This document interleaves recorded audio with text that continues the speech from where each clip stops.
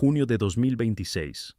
En la montaña pakistaní K6 se desprende una avalancha de nieve y roca, y uno de los mejores esquiadores de montaña de su generación queda bajo ella para siempre. En toda su historia, el K6 ha sido conquistado exactamente una vez, hace 56 años. Desde entonces no ha dejado pasar a nadie, y no es la única. Existe un puñado de gigantes del Karakorum y del Himalaya que el ser humano ha escalado exactamente una vez, y nunca más. Cada una tiene su propia manera de dar la vuelta a quienes llegan. Nieve como arena, roca, calor, el fallo del propio cuerpo. ¿Por qué estas cumbres dejan subir solo una vez y se vengan de todo el que vuelve? El 24 de junio de 2026, todo se decide en cuestión de segundos. A unos 5.000 metros de altura, la ladera se pone en movimiento y pared abajo se precipita nieve mezclada con roca, una masa pesada de la que no hay escapatoria. Bajo ella queda Guillaume Pierrel, guía de montaña de Chamonix. Sus dos compañeros, Christina Lustenberger y Boris Langenstein, quedan fuera de la línea de la luz, sobreviven y dan aviso de la avalancha por teléfono satelital. Lo que viene después es algo que a estas alturas siempre resulta más difícil que la propia escalada. Hay que bajar el cuerpo, y ese trabajo recae en los porteadores, paso a paso, glaciar abajo. El helicóptero que podría acelerar la evacuación se ve obligado a esperar.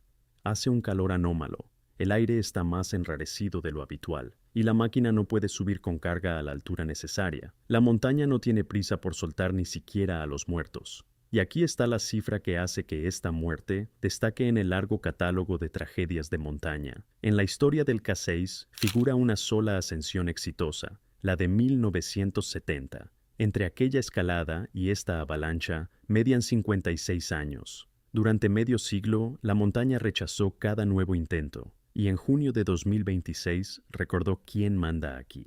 El K6 no es una pieza de museo de la época de las fotos en blanco y negro de los pioneros. No deja que nadie suba por segunda vez, y lo está haciendo ahora mismo. Comparen dos números. Al Everest, el punto más alto del planeta, habían subido para 2026 más de 7.000 personas. En una buena temporada, la cola hacia la cumbre se alarga durante horas, y las fotos de esa cola hace tiempo que se volvieron algo habitual. A la cumbre del K6, en toda su historia, han llegado 4 personas. No 4 por temporada, 4 en toda la existencia del alpinismo. Existe una categoría especial de cumbres, montañas conquistadas exactamente una vez por su punto principal, el más alto y nunca más. Y hablamos de gigantes del Karakorum y del Himalaya Oriental.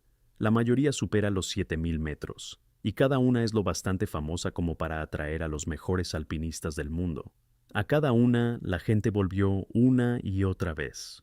Primero por el primer éxito, después por la repetición. El resultado es siempre el mismo, la montaña no deja pasar.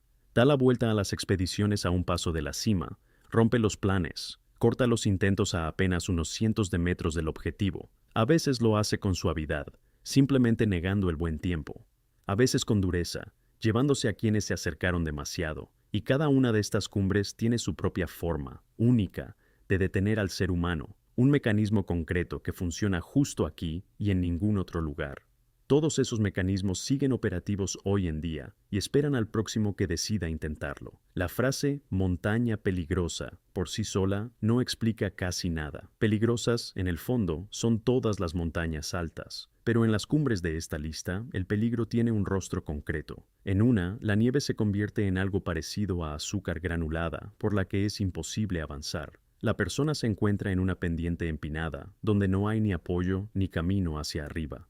En otra, todo lo decide el sol. Mientras aguanta la helada nocturna, se puede escalar la pared, pero hacia el mediodía empieza a disparar piedras contra cualquiera que esté en ella. Y hay una montaña donde lo peligroso no es una fuerza externa, sino el propio organismo. Ninguna avalancha, ningún desprendimiento. Simplemente, a cierta altura, los pulmones dejan de funcionar como deben, y el ascenso se convierte en una lucha por cada bocanada de aire. Tienen una cosa en común. Cada una de estas montañas se abre solo durante una ventana breve, unos pocos días en los que la ascensión es siquiera posible. Lo consigue quien cruza la zona peligrosa en ese intervalo. A los demás, la montaña los atrapa y los manda de vuelta. La montaña donde la nieve se comporta como arena se llama Muchuchish. 7.453 metros, Karakorum, norte de Pakistán. Durante muchos años ostentó un título especial, la montaña virgen más alta para la que se podía obtener un permiso legal. Otros gigantes así estaban cerrados por fronteras y prohibiciones. Aquí dejaban entrar, y aún así nadie lograba subir. La causa es esa nieve de azúcar. Cristales facetados, grandes y casi sin cohesión entre sí, cubren la ladera en una capa suelta. No se puede caminar sobre ellos, la pierna se hunde hasta la cintura, no sirven de apoyo, se deslizan en placas enteras. La pared parece transitable, pero no ofrece ni un solo movimiento seguro hacia arriba. La historia de su defensa es una cadena de retiradas. En 1999, un equipo español da media vuelta a unos 6.600 metros. Después llegan los checos en 2020, 2021 y 2023, y cada vez la montaña los manda abajo. En 2023, una cordada checa de 2 alcanza los 7.200 metros. Hasta la cima quedan solo 250, y ahí dan la vuelta. Se acaban la comida y el combustible.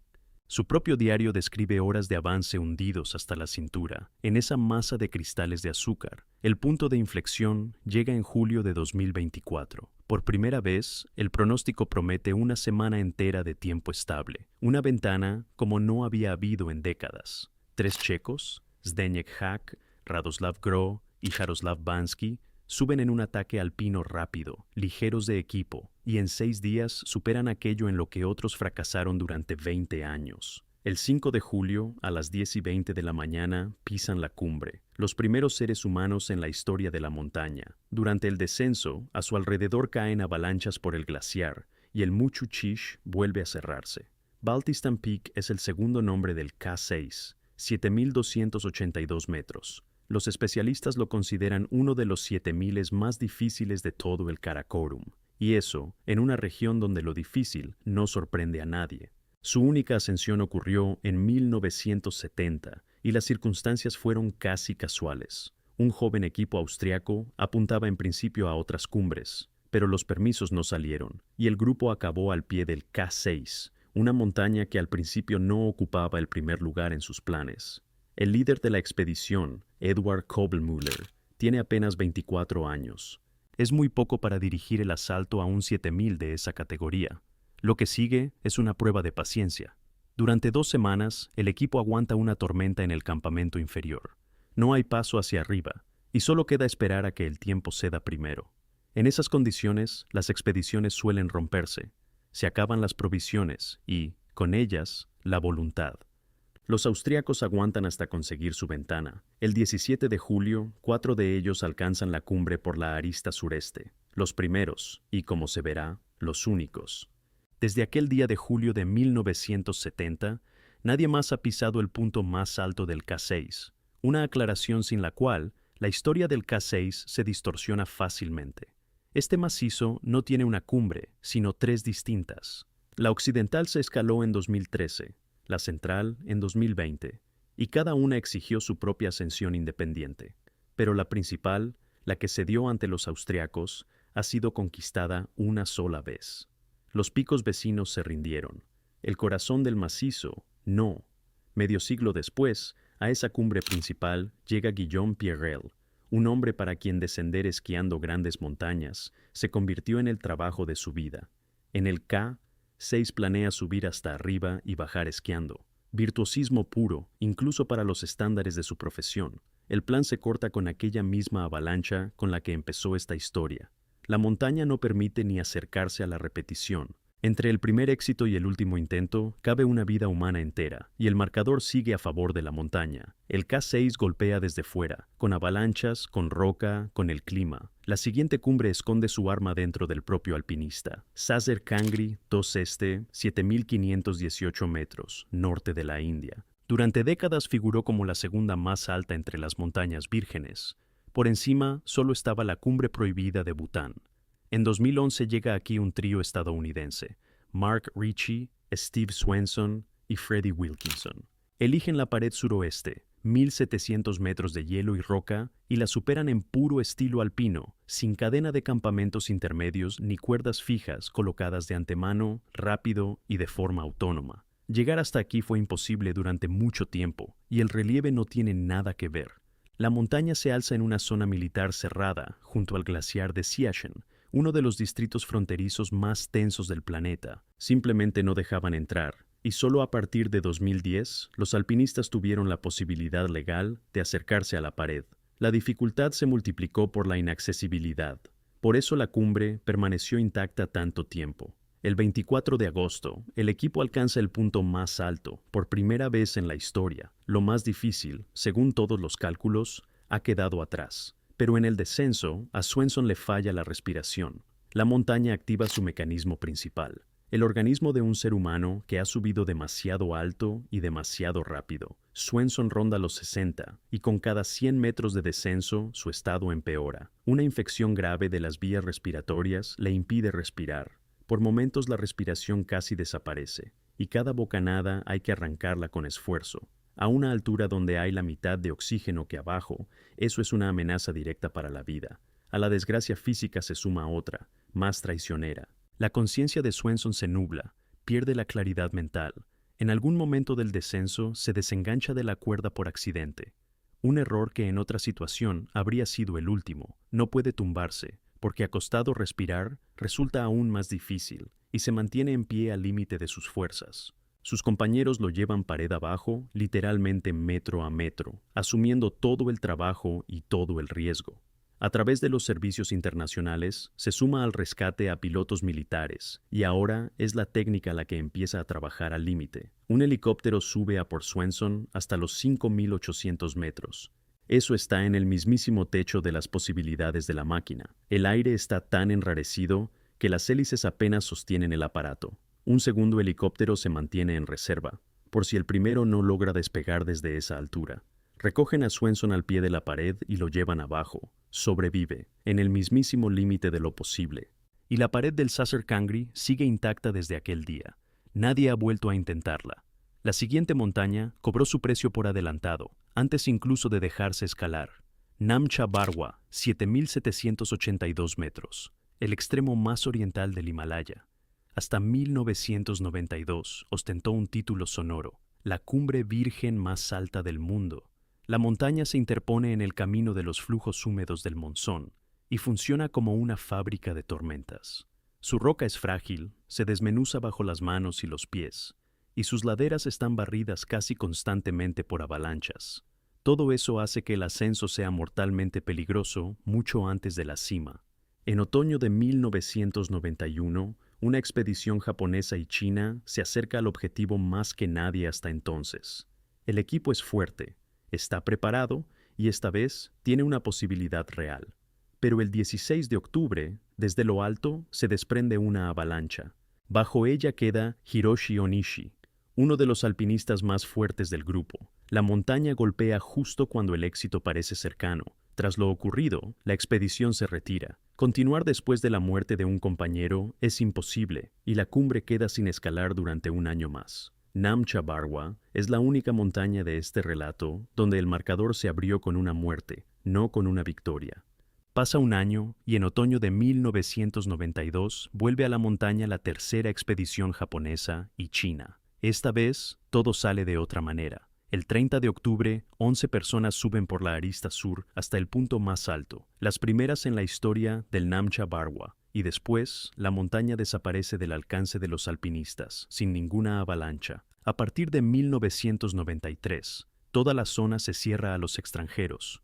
Pesan el significado religioso de estos lugares y la política en torno al gran río que nace junto a estas laderas y se va hacia la India.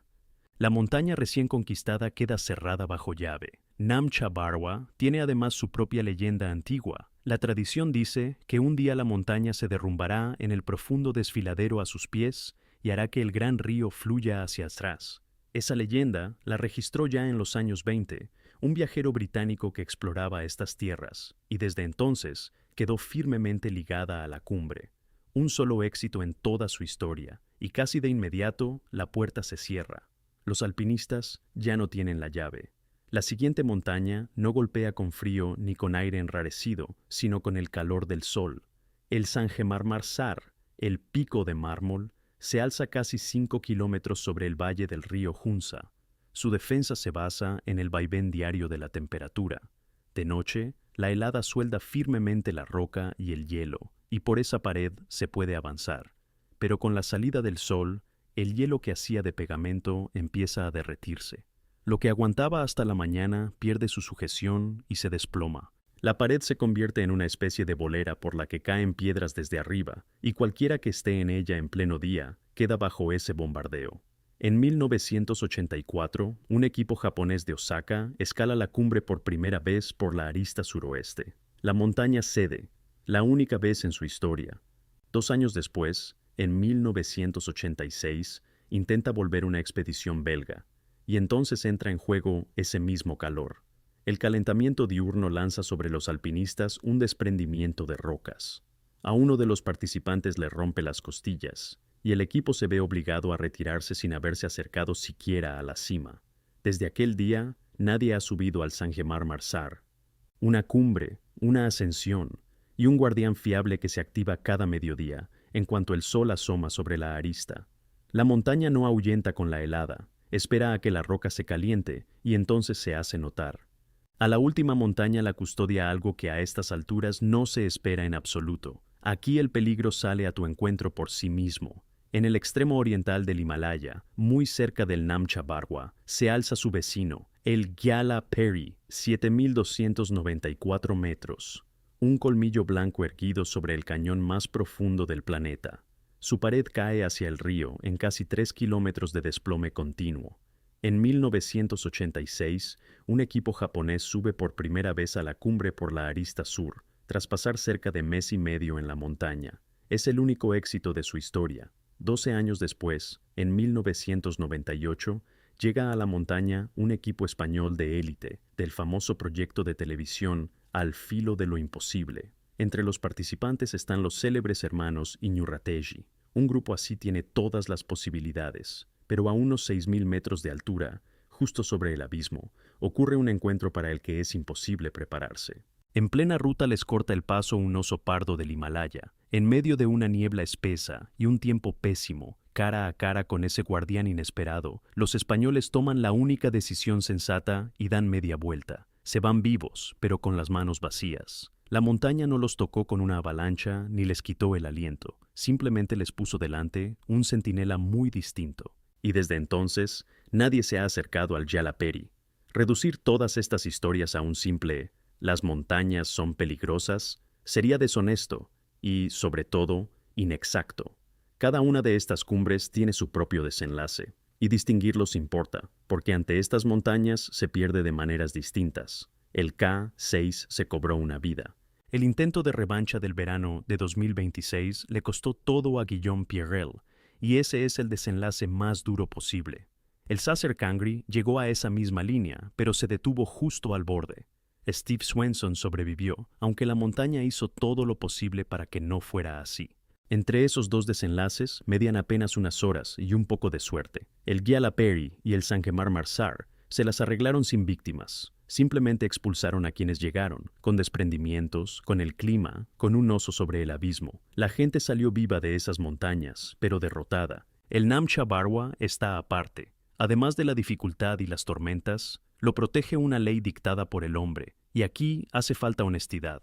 No se puede mezclar la prohibición con el miedo. Una cosa es que la propia montaña no deje subir, y otra muy distinta que el camino lo cierre una frontera o un decreto. Son tipos distintos de derrota, y hacer pasar uno por otro sería un engaño. Pero con toda la diferencia de desenlaces, el resultado es común. Después del único éxito, ninguna de estas montañas se ha entregado al ser humano de nuevo, ni una sola vez. Cada vez quedan menos montañas así en el planeta, y la lista se derrite ante nuestros ojos, año tras año. Hoy, las cumbres vírgenes por encima de los 7.000 metros son al menos 21, muchas, pero notablemente menos de las que había hace muy poco. Lo rápido que avanza esta cuenta lo muestra un solo año, 2024. En ese año cayeron 2 gigantes de golpe. El primero, el Muchuchish, aquel avance del trío checo en una rarísima ventana de una semana. El segundo, el Karjiang, un 7.000 en la frontera tibetana que durante décadas rechazó todos los intentos. Lo conquistaron con una arremetida audaz en la última ventana del monzón, que se retiraba, y por esa carrera contra el tiempo, la ascensión fue bautizada como un tiro sobre la bocina, como el balón lanzado un segundo antes de la señal final, 2 cumbres en una sola temporada. Cada ascensión así borra un punto más del mapa de lo inexplorado. Las más accesibles se van primero. Y el primer puesto lo sigue ocupando aquella montaña prohibida de Bután. Las autoridades declararon sagrados esos picos y los cerraron a las ascensiones por ley. La era de los últimos gigantes inaccesibles todavía no ha terminado, pero su final ya se ve. Entre las caídas de estas cumbres ya no pasan décadas, sino años, y un día la lista se acabará. El mundo se acostumbró hace tiempo a pensar que en el planeta está conquistado casi todo: los polos, las profundidades, las cimas. Las montañas de este relato lo desmienten con el simple hecho de existir. La última palabra aquí no siempre la tiene el ser humano. A cada una de ellas, el ser humano subió exactamente una vez en toda la historia y lo pagó con creces. Unas cumbres rechazan la revancha por sí mismas, dan la vuelta, mutilan, se llevan a quienes regresan. Otras quedaron cerradas por la mano del hombre, una frontera, una prohibición, una zona militar. Pero el final es el mismo en todas. El segundo éxito no llegó en ninguna parte. Sus cimas no fueron tomadas en propiedad, sino como en préstamo, en un raro resquicio, cuando la montaña misma permitió subir, y luego volvió a cerrarse, recuperando todo lo que había cedido por un tiempo. El ser humano estuvo arriba, pero no se quedó allí como dueño, solo se asomó, y fue acompañado de vuelta a la salida. El K6, que se llevó la vida de Pierrel 56 años después de la única ascensión, es la prueba más clara de ello. Mientras estos últimos gigantes sigan en pie, la regla sigue vigente. Una cumbre se puede tomar por un instante, pero apropiársela para siempre, eso todavía no lo ha logrado nadie.